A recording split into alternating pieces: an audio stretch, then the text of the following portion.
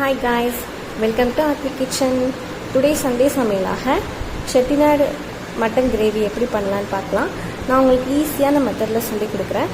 அந்த மாதிரி ட்ரை பண்ணுங்கள், சூப்பராக வரும் மட்டன் கிரேவி. ஃபஸ்ட்டு மட்டன் எடுத்து நல்லா வாஷ் பண்ணி வச்சுக்கலாம்.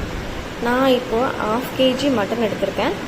இதை மஞ்சளும் உப்பும் போட்டு நல்லா 2-3 தடவை எடுத்து வாஷ் பண்ணி வச்சுருக்கேன். ஃபஸ்ட்டு மட்டனை வேக வச்சு எடுத்துக்கலாம். அதுக்கு இஞ்சி பூண்டு பேஸ்ட் ரெடி பண்ணணும். 1/2 kg மட்டனுக்கு சும்மா 3 துண்டு இஞ்சி, 4-5 பல்லு பூண்டு போட்டு மிக்சியில் நல்லா ஃபைன் பேஸ்ட்டாக அரைச்சி வச்சுக்கோங்க.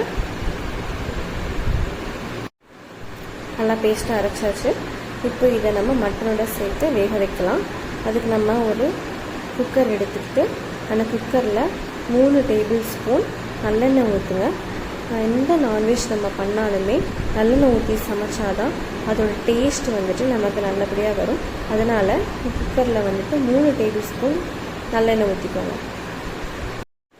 அதுக்கப்புறம் இஞ்சி பூண்டு பேஸ்ட்டு அந்த எண்ணெயில் ஊற்றிட்டு இஞ்சி பூண்டோட ஸ்மெல் போகிற வரைக்கும் நம்ம கொஞ்சம் நல்லா வதக்கணும். பேஸ்ட்டு போட்டு நல்லா வதக்கியாச்சு. அதுக்கப்புறம் நம்ம மட்டனை அந்த எண்ணெயில் போட்டு நல்லா வதக்கணும். மட்டனை நல்லெண்ணெயில் போட்டு நல்லா வதக்கணும்னா கறி நல்லா சாஃப்டாக வேகும்.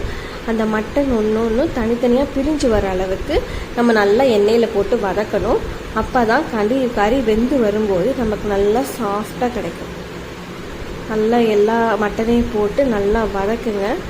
போட்டு நல்லா வதக்கணும். நல்லா உள்ளக்க நல்லா மெதுவாக பொறுமையாக எடுத்து வதக்குங்க. இப்போ வதக்கி பாருங்கள் எப்படி வந்திருக்குன்னு. மட்டன் எல்லாமே தனித்தனியாக கலண்டு வந்திருக்கு. இந்த மாதிரி கன்சிஸ்டன்சிக்கு வந்ததுக்கப்புறமா நம்ம இதில் கொஞ்சம் போல் தண்ணி ஊற்றி விசில் போட்டு வேக வைக்கணும். ரொம்ப அதிகமாக தண்ணி ஊற்றக்கூடாது, கொஞ்சம் போல் தண்ணி ஊற்றி வேக வைக்கணும். ரொம்ப அதிகமாக தண்ணி ஊற்றிட்டோம்னா மசாலா அரைச்சி ஊற்றும் போது ரொம்ப தண்ணியாக வந்துடும். அதனால் கொஞ்சம் போல் தண்ணி ஊற்றி நம்ம விசில் போட்டு சிம்மில் ஒரு 10 நிமிஷம் கறியை வெந்து எடுத்துக்கணும். இப்போ நம்ம மசாலா அரைக்க ட்ரை பண்ணலாம். இப்போ 2 டேபிள் ஸ்பூன் கொத்தமல்லி எடுத்து நல்லா வதக்கிக்கோங்க. அந்த ரா ஸ்மெல் வரும், அது போகிற அளவுக்கு நம்ம நல்லா வதக்கணும். அதுக்கடுத்து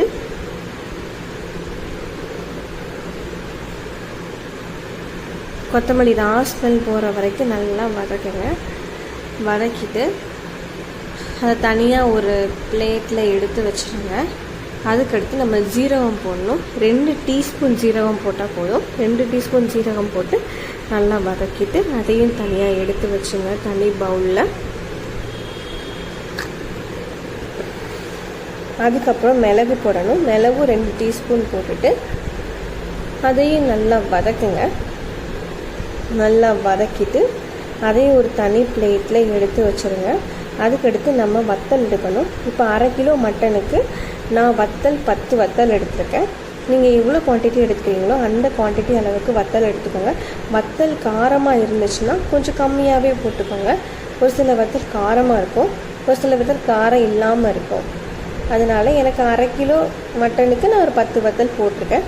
இது நல்லா ஓரளவுக்கு நல்லா ஃப்ரை ஆனது எடுத்து பிளேட்டில் தனியாக எடுத்து வச்சுருங்க.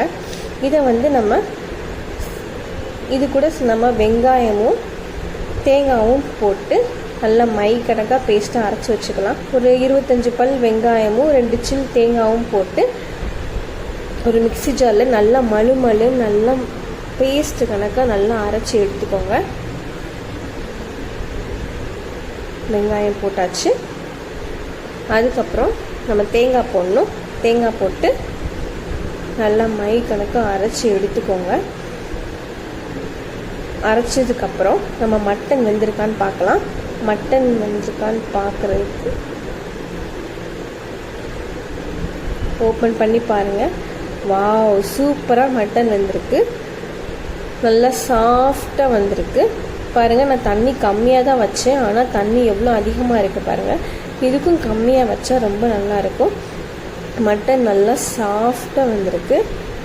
ஓகே, நம்ம இப்போ அரைச்சி வச்ச பேஸ்ட்டை நம்ம மட்டனில் போட்டுட்டு நம்ம குக்கரில் வேக வைக்கலாம். பேஸ்ட்டை ஊற்றியாச்சு. ஊற்றிட்டு இதை நம்ம அடுப்பில் வச்சு நல்லா கொதிக்க விடணும். சிம்மில் வச்சு கொதிக்க விடுங்க, ரொம்ப ஹையில் கொதிக்க விட்டுறாதீங்க. சிம்மில் வச்சு கொதிக்க விட்டால் தான் நல்லா வேகும். அடுப்பை பற்ற வச்சுட்டு நம்ம அடுப்பில் வச்சு கொதிக்க வைக்கலாம். நல்லா சிம்மில் வச்சு நல்லா கொதிக்க விடுங்க. இப்போது இதுக்கு தேவையான அளவு நம்ம உப்பு போட்டுக்கலாம். 1 டேபிள் ஸ்பூன் உப்பு. நான் அரை கிலோ மட்டனுக்கு 1 டேபிள் ஸ்பூன் உப்பு போட்டிருக்கேன். உங்களுக்கு எவ்வளோ எடுத்துருக்கீங்களோ தேவையான அளவு உப்பு போட்டுக்கோங்க. நல்லா கிளறி விட்டுட்டு சிம்மிலே ஒரு 10 நிமிஷம் நல்லா கொதிக்க விடுங்க. நல்லா கொதித்து வந்துருச்சு பாருங்கள். மட்டன் சூப்பராக வெந்து வந்திருக்கு. இதை நம்ம தனியாக ஒரு பவுலில் ட்ரான்ஸ்ஃபர் பண்ணி சாதத்தில் ஊற்றி சாப்பிட அவ்வளோ அருமையாக இருக்கும். இதுதான் செட்டிநாடு மட்டன் கிரேவி.